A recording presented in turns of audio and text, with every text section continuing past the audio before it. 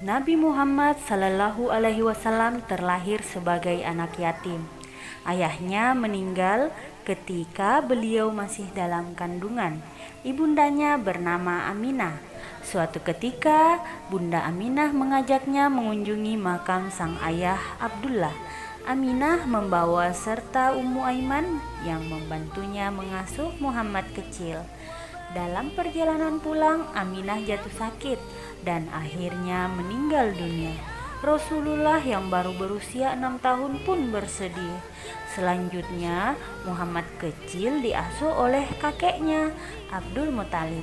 Sedangkan Ummu Aiman membantu mengurus keperluan hariannya. Abdul Muthalib dan Ummu Aiman sangat menyayangi Muhammad Sallallahu Alaihi Wasallam. Abdul Muthalib mengistimewakan beliau. Namun kebahagiaan itu tak lama. Kakek tersayangnya wafat saat beliau baru berusia 8 tahun. Muhammad beranjak dewasa dalam asuhan pamannya Abu Talib. Sang paman mendidiknya dengan baik. Abu Talib mengajarkan banyak hal termasuk cara berdagang. Ketika Nabi Muhammad mulai berdakwah, sang paman melindunginya dari gangguan musuh. Meskipun sibuk, Nabi Muhammad Sallallahu Alaihi Wasallam menyempatkan diri untuk berziarah. Beliau mendatangi makam ibundanya walaupun jauh jaraknya. Setiap kali berziarah, Nabi Muhammad Sallallahu Alaihi Wasallam selalu menangis. Kenangan bersama ibunda tak pernah dilupakan. Suatu hari, Nabi Muhammad Sallallahu Alaihi Wasallam dan para sahabatnya melakukan perjalanan. Ternyata perjalanan itu melewati makam ibundanya. Beliau pun berhenti. Nabi Muhammad menyuruh para sahabatnya untuk menunggu. Beliau menuju satu makam dan duduk di dekatnya. Beliau berbisik dan terisak, "Apa yang mengundang tangismu? Tangismu menjadikan kami menangis dan takut," tanya Umar bin Khattab. "Apakah tangisanku menakutkan kalian?" Umar pun menjawab, "Benar wahai Rasul, sesungguhnya itu adalah kuburan ibuku.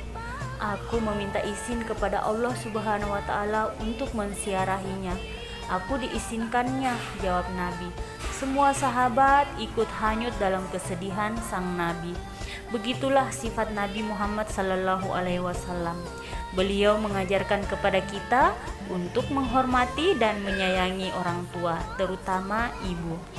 Nabi Muhammad Sallallahu Alaihi Wasallam sangat paham bahwa ibu memiliki kedudukan khusus. Nabi Muhammad Sallallahu Alaihi Wasallam sangat paham bahwa ibu memiliki kedudukan khusus. Beliau selalu mengingatkan para sahabat agar menghormati ibu mereka.